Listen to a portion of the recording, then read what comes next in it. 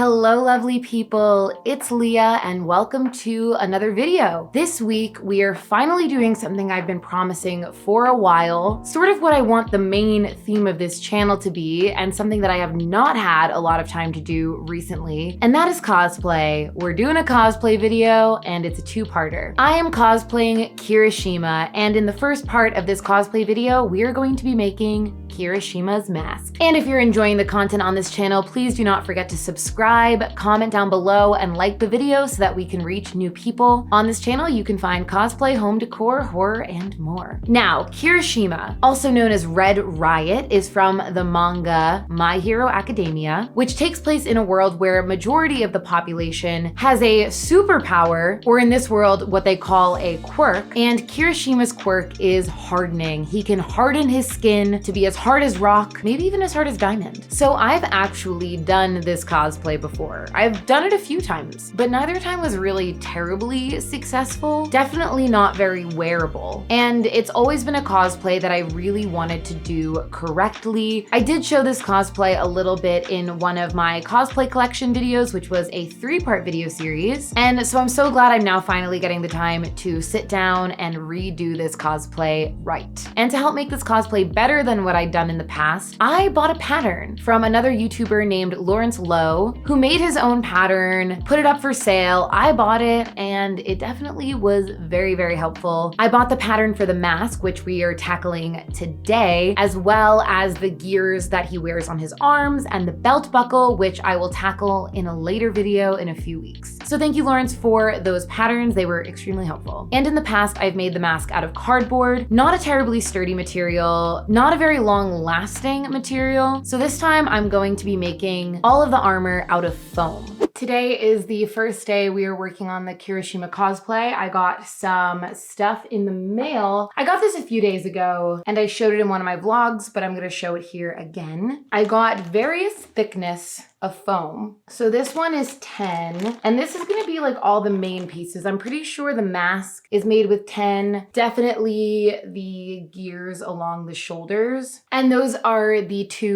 three main pieces. It's 2 designs, 3 pieces, because you have 2 shoulder pieces, but we need to make the mask and we need to make the gears on the arms. This is going to be the mask. This is only half the mask, so I'm gonna need 2 pieces of this. But I'm excited to get cutting. I think it's gonna be fun. Oh, I also got this sharpener. I have a box cutter and I have a pair of scissors. We're gonna see what's gonna work easier. I feel like I tend to gravitate towards scissors, but we're gonna have to make sure we're keeping them sharp. I've never used a sharpener before. I don't even know how. Oh wait, I feel like it's the other side. I should probably look up how to do this before I ruin the blade. Okay, let me sharpen these blades and then I'm gonna set up to start cutting.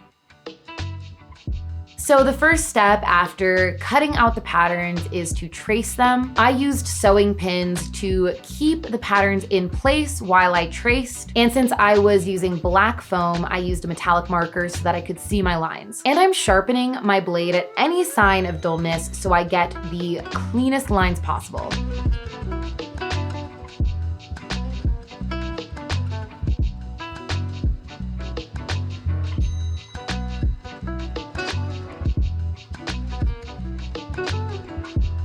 So there are a few steps in Lawrence's tutorial where he said that the edges needed to be beveled. I will say that throughout this video, I didn't have a very successful time with the beveling. I didn't really get it. I tried my best, but I pivoted a few times. But one of the places to bevel was going to be along the inside seam of the mask because we had to glue the 2 pieces together where I used contact cement to actually stick it together. But beveling the edges a little bit at sort of a 45-degree angle did help the points come together. So there was a point on the forehead, a point on the nose, and a point on the chin that needed to come together. And the beveling helped when I did figure it out. Most of the time I didn't figure it out though. Also, first attempt, I made this mask way too small. I don't know whose face I thought this was fitting, but it's not mine. It is quite tiny. This doesn't even come together at the bottom. Yeah, way too small. So I'm gonna print a larger version of this and hopefully that will be better. I don't have a printer, so I have to run and get it printed. So hopefully this size works. I've done this many times before where when I'm given a pattern for a mask, I tend to choose the small option, but these are like for children size small. So I had to print out the large pattern again, and this time it worked much better.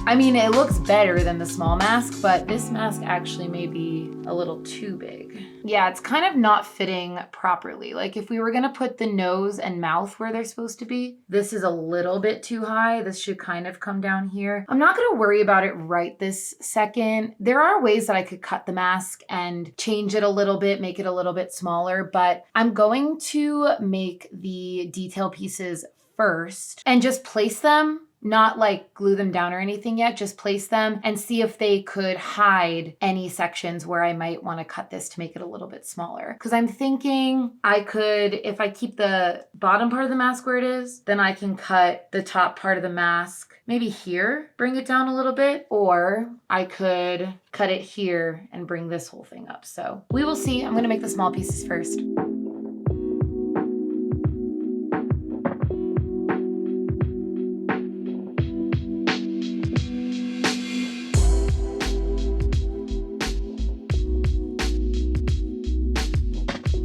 There were also these cheek pieces that I needed to make that also needed beveling. I, again, did not really understand it. So instead, I just added a little triangle piece and layered it underneath the piece on the cheek. And then I added the next section down, which was like, kind of looked like a jaw, and that had to go onto the cheek. And by the way, for the main portion of the mask, I used 4mm craft foam. And then for those extra cheek pieces, I used 6mm craft foam.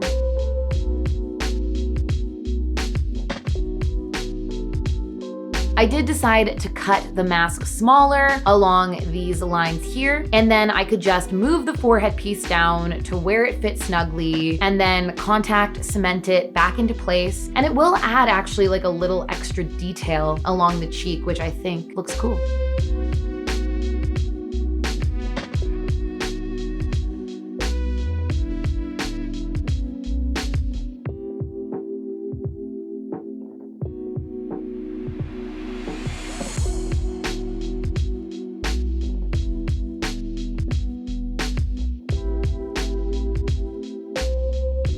So back to the beveling and me not really being able to figure out what the pattern was telling me to do. There were these two sort of triangular pieces along here, as well as two pieces up here and two pieces up down here. These I was calling the teeth. I don't know what these are, the horns maybe? They don't really look like horns, but anyway, you were supposed to bevel each edge so then it came to a point, so then it was like a triangle. Again, could not figure it out. So instead, I sort of used the same method of putting the mask together at those 3 points. I just took took 2 pieces, sort of cut them with triangle tips at the end. I beveled the edges so that they could fit nicely together, and I glued them together so they were triangle pieces sticking up on the top here, and then made the teeth. I don't think I'm explaining this well, but I had a hard time figuring it out, so I pivoted. I came up with my own idea for it, and I think it worked pretty well. But you can see along the side here, all that extra foam were all the failed attempts. So it took me a while to figure this out. And I tried to film it all, but it wasn't that interesting.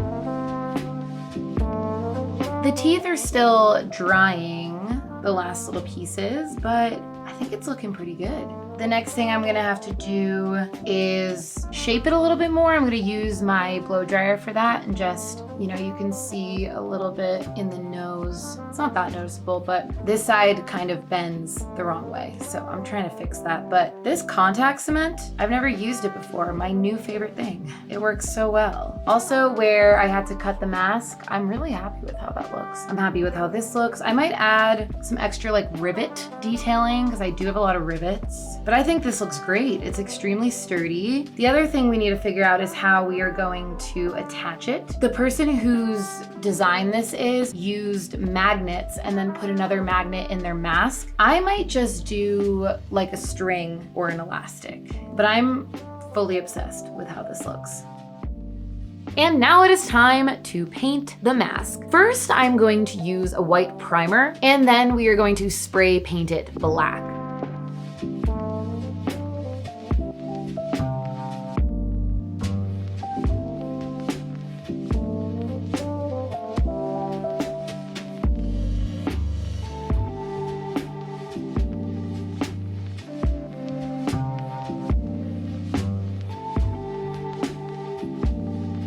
I'm going to leave this to dry for a bit, and then I'm gonna come back in with some black. I think I'm going to spray it rather than paint it, simply because I have black spray and I don't think I have anything else. But oh man, I'm really stoked with how this looks. I cannot wait for part 2 when I do the gears. It's looking good. Oh man, it smells bad though. Is that safe? The contact cement definitely still smells, but I did only do this recently. There's a few things going on that I think will fix themselves out, but this side is not staying curved in. It keeps straightening out. I'm okay with that. I think I decided I am gonna do an elastic band across, so maybe Velcro it in the back. 2 elastics on either side that Velcro in the back, so you can like get in and out of it easily. So maybe that will help it turn in, because I think, I don't know. It's fine. It doesn't really bother me. Like, it's a little uneven on some sides, but like you'd never tell. This is the best mask of the 3 I've made. I also like how I improvised on the teeth, since I could not, for the life of me, figure out how he was beveling those edges. Same thing with up here. But anyway, I primed it with a brush only because that's what I had. And I happen to have black spray paint, so I'm going to finish this off with the black spray paint. May do a clear coat on top depending on what the finish looks like, but I'm gonna set up a little dyeing situation in here, or spraying situation. I need to get something better. I need to get a spray tent or something, and then maybe one of those like spinning tables so I could put this on the thing and then spin it around. But I think this should be fine because we're like really only painting the front. But I'm gonna set that up. I'm going to get spraying, and then really only a few little details I want to add to it. I want to add some metal rivets. I don't know where yet. Definitely somewhere on this piece, maybe like there, I think were the 2 places he had them. Maybe that's all it will need. I don't know. I'm so stoked. This looks great. Overall, I definitely prefer spraying over using a paintbrush. I think it looks a lot nicer, but I had white primer to be used with a paintbrush, so that's why I did that way. And I'm going to be spraying it black because I have black spray paint. But you want to be careful when you're spraying. You definitely want to make sure that you have good ventilation. I was spraying next to my open patio door, and I also opened a few windows. And after spraying the mask black, letting that dry, I did hit it with a clear coat. I was sort of using nail polish logic, where if you want your nail polish to be stronger and longer lasting, you put a top coat. So I put a top coat. And it's a very shiny finish. I'm very excited about it. Next, a few more details. In the design that I bought, there were rivets on either side of the mask, 2 on each side in those cheek pieces. So I'm going to add those rivets as well. So the mask is all dry. I mean, I think from a distance, it looks very good.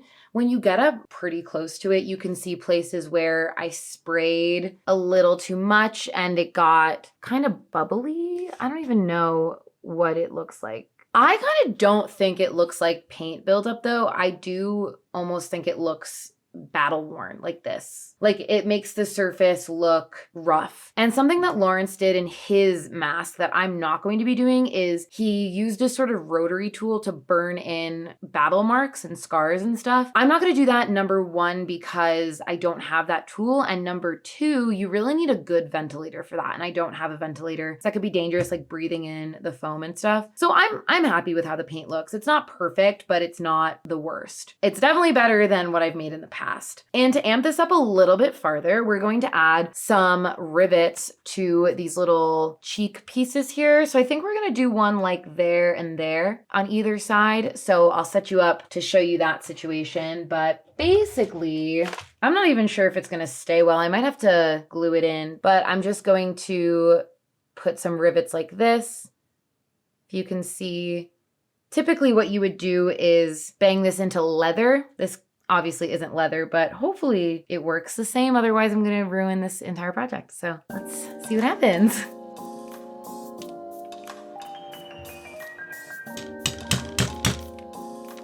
Ooh, that was not the right tool. This is not the right tool, just as an FYI. But I don't mind what it did. It kind of indented it a little. I think that looks honestly kind of cool. Okay. So actually, normally what you would do is these two go into each other. So you'd put it through leather. Leather would, go between here, and then you would hammer them together. But we don't really have an exit point here. But I don't remember what this tool is. Maybe it's this. Oh yeah, this is the tool for it. That, and then, yeah, this thing. So let's try that again. What I think I might do now that the hole is there, I'll put a little glue inside to make sure it stays. Yes, adding some extra pizzazz. Nice. That's sturdy. That's like in there. I don't even think we really need the glue. So fun.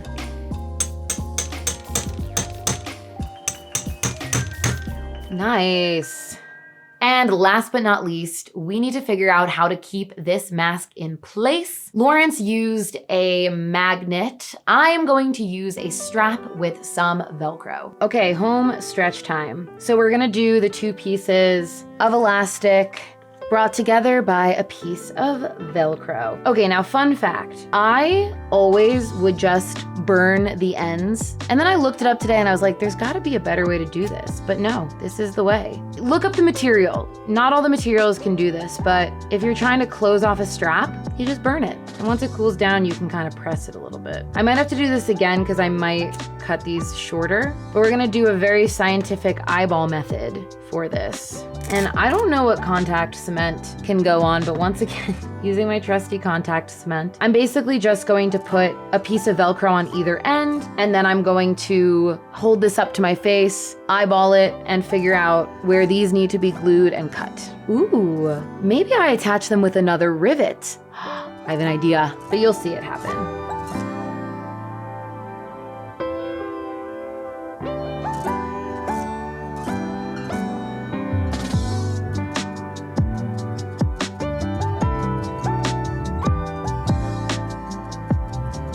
Okay, I'm going off book. Not sure if this is a good idea, but we're doing it. Yeah, this rivet should go all the way through. I don't know, it might be too thick. Yeah, this is a bad idea. I take it back. Well, I gotta keep it now, because I've done it. I don't think it's the right spot. Yeah, we're just gonna glue the strap, but we've already committed to this, so now we're gonna have to add it. And to the other side. Whatever, we're just adding to the coolness, honestly.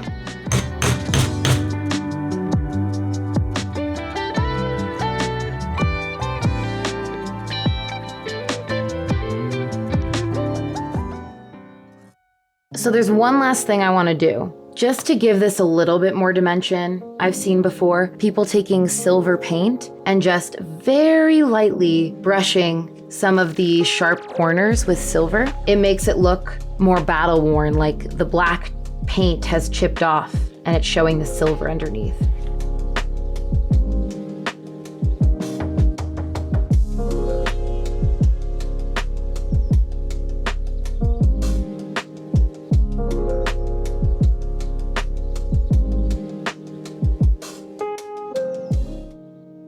And here's what the finished mask looks like.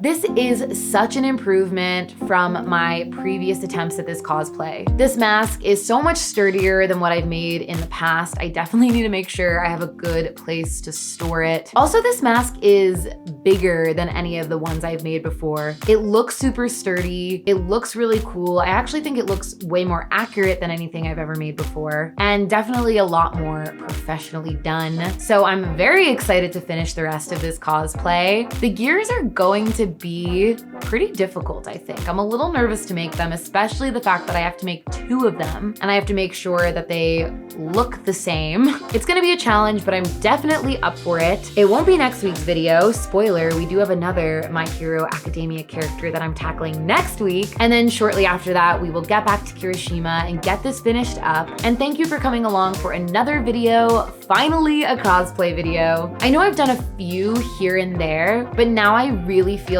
settled in my new apartment, in this new office, and ready to tackle a lot of these big cosplay projects that I've been dying to get finished. There's a lot more where this is coming from. Let me know down below if there's any characters that you want to see, especially characters that have armor pieces, because I have so much fun using the craft foam to make armor. Probably my favorite thing to do in cosplay. And don't forget, if you are not already, please subscribe, like the video to help us reach new people. On this channel, you can find cosplay, home decor, horror, and more. My name is Leah, and I'll see you in the next one. Peace out.